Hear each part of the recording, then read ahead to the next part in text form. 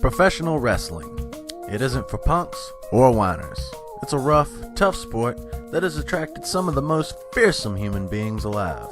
Men who could and would destroy you with their bare hands, leaving you in a pool of your own blood and a pile of your own teeth. I'm Walt, the most gangsta nerd on YouTube, and I'm looking at 10 of the most badass wrestlers of all time. Paul Orndorff. Paul Orndorff is referred to by many as the saltiest man ever. The best known case of this is his backstage fight with Leon White, then known Vader, when Paul Orndorff was still an agent. Most accounts say the story went the same way. Leon, we need you on set for TV. Okay, I'll be right there.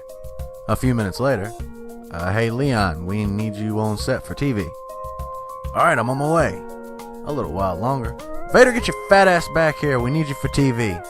Well, this naturally starts a fight, with Paul Orndorff coming out way on top, knocking down Vader, and stomping him with sandals on.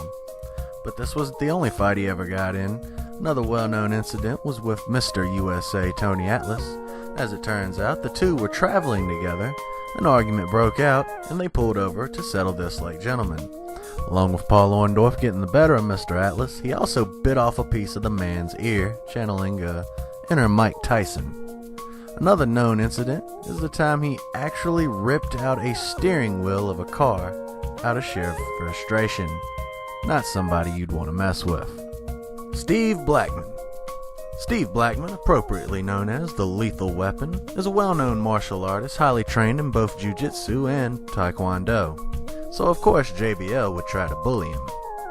As the story goes, Steve Blackman was walking through an airport when a drunk JBL came up behind him being belligerent and, trying to be tough, grabbed Steve Blackman by the rear end. Steve Blackman, not liking someone grabbing him by the rear end, turned around and told him very clearly, "Don't do that again, I'm not playing with you." This led JBL to become even more belligerent, grabbing Steve Blackman's rear end once again, and Steve Blackman turning around and hitting him as hard as he could 3 times so quick, JBL was left on the ground not knowing what happened. But perhaps the true show of how tough the man was came back in 1989. While wrestling in South Africa, Steve Blackman would contract both malaria and dysentery. Being the tough guy that he was, he knew he had to get back to America, so he would go to Kenya, to France, all the way to Baltimore in 5 days, losing 30 pounds along the trip. But after a few years of rehab, he did make his return to the ring. Ken Shamrock. Ken Shamrock, the world's most dangerous man, is a multiple-time UFC champion and former king of Pancrase. He once managed to tap out JBL in 15 seconds and managed to tap out the Big Show from inside of a bear hug. He's so badass that 50 Cent actually hired him as a personal bodyguard. But the feather in his cap of his reputation came in his incident with both Brian Knobbs and Johnny Sags, the Nasty Boys. Legend has it that while in Japan, Ken Shamrock was out one night with a friend and his girlfriend when Brian Knobbs came up being very rude and actually grabbed the woman by her breasts. Ken Shamrock told him to stop it immediately. Brian Knobbs responded with profanity and continually grabbing the woman's boobs. Ken Shamrock tried to fight him right there, but then was told that Brian Knobbs would be at another location and to get him there. When Ken Shamrock showed up at the location, he was greeted by both Nasty Boys. A fight naturally ensued, and Ken Shamrock actually got the better of the two of them. The next day, or later on at an airport, Ken Shamrock seen both of them again and exclaimed loudly, "I'm going to kill you." The Nasty Boys then responded, "If you touch us, it's assault." Poor show, Nasty Boys. That doesn't look good at all. Blackjack Mulligan. Blackjack Mulligan is best remembered as one of the most feared and toughest guys in professional wrestling history. He got the better of Harley Race in a fist fight, has actually sucker punched Andre the Giant, and knocked Ole Anderson out cold for bad-mouthing his then boss Eric Bischoff. But the best display of how tough the man was came in 1971 in the Boston Garden in his match with Pedro Morales. Blackjack had gained so much heat with the crowd he was stabbed several times, requiring over 100 stitches. But in true tough guy form, Blackjack was back at work as soon as the stitches were pulled out. Bill Watts. Bill Watts makes his way onto this list with one of the most heinous acts on the list. He once pulled a Marine's eyeball clean out the socket and placed it in a cocktail glass for the whole bar to see. Later on in his life, he would move into promoting and would run Mid-South Wrestling, the premier tough guy wrestling territory of its day, and one of his most important rules was do not lose a fight in public, or he would fire you. Case in point, Cowboy Bob Orton. But Bill Watts has also said publicly that he would have fired Shawn Michaels, Shawn Whiteman, and the British Bulldog after their bar fight incident back in 1995. But one of the best showcases of how tough the man was is back in 1992, Bill Watts actually was running WCW. He pitched an idea that Scott Steiner should become heel, and Scott Steiner refused, wanting to keep in the tag team. This led to heat between the two, and one day, Scott Steiner actually attacked Bill Watts backstage. Afterwards, it would take many wrestlers to pull Bill Watts off of Scott Steiner. Not bad for a man in his early 50s. Rick Rude. Ravishing Rick Rude is remembered as one of the hardest and toughest men ever in professional wrestling. Not afraid to start a fight anytime, anywhere with anyone, and was so powerful he could open-hand slap a man unconscious. One of his best remembered exploits came during his run with the Ultimate Warrior in WWF. During their match, the Ultimate Warrior botched a clothesline. Afterwards, Rick Rude asked the Ultimate Warrior to, "Hey, please don't be so stiff next time." The Ultimate Warrior responded he didn't have to do anything, Rick Rude said. So Rick Rude handed the Ultimate Warrior an ultimate ass-kicking. One so intense that even Hulk Hogan and Kevin Nash both have said they want no part of the Ravishing One in a fistfight. Don Jardine. Don Jardine, also known as the Masked Spoiler, was probably the most feared wrestler during the old territory days. Along with his friend and longtime manager Playboy Gary Hart, he had a very successful career with very many interesting stories.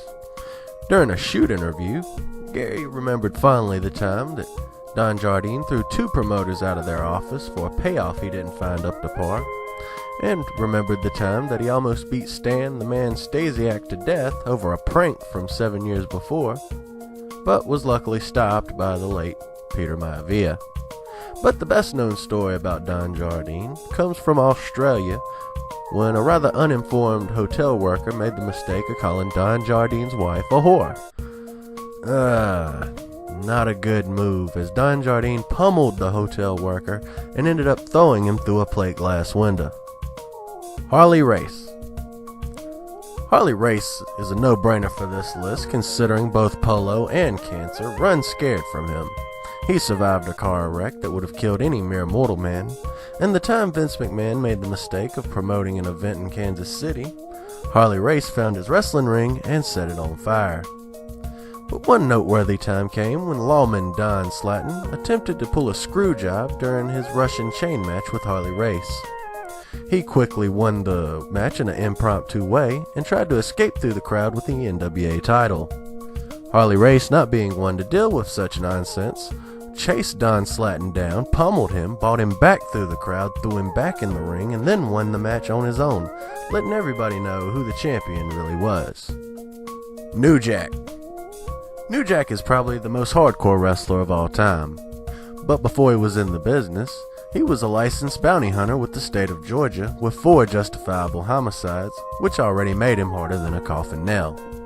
When he made it to ECW, he would perform some of the most insane stunts of all time, including a 35-foot dive onto another opponent. But what he's most infamous for is during a wrestling match with the American Gangsters, he actually stabbed them, leaving them both in a puddle of blood. During a hardcore match with a 69-year-old Gypsy Joe, he nearly pummeled the man to death. And there was a rookie named Mash Transit that New Jack carved from asshole to appetite. As stated, the most hardcore wrestler of all time. Ming. Ming is perhaps the most feared man in the history of professional wrestling. In various shoot interviews, wrestlers such as Hulk Hogan and Perry Saturn openly state that Ming was the toughest man in the locker room. Ming is the only man Harley Race was not willing to fight. His exploits are legendary. One time in Los Angeles, it took 8 police officers to subdue Ming, even after they maced him. Reports say that he allegedly closed his eyes and just breathed in the mace. A little while later, 4 officers in St. Louis would actually manage to be able to handcuff Ming. But this was no real problem, as he just shredded the handcuffs. Wrestler Brutus Beefcake once made the mistake of going over Ming's head to management, and when Ming found out, he went straight to Brutus Beefcake, put him in a chokehold, and lifted him off the air. We all know the stories about him biting off a man's nose, pulling out a man's eyeball, and breaking another man's teeth. But what may not be known is during DX's invasion of Monday Nitro, they asked Vince's permission to do so. When Vince gave it, he also gave him a warning: watch out for Ming. He was so feared that even the president of WCW, Eric Bischoff, stated that he was afraid to fire him. And that's the list. Did you love it? Did you hate it? Do you think I missed something? Tell me all about it in the comments below. I'm Walt, the most gangster nerd on YouTube, and I'll see you next time.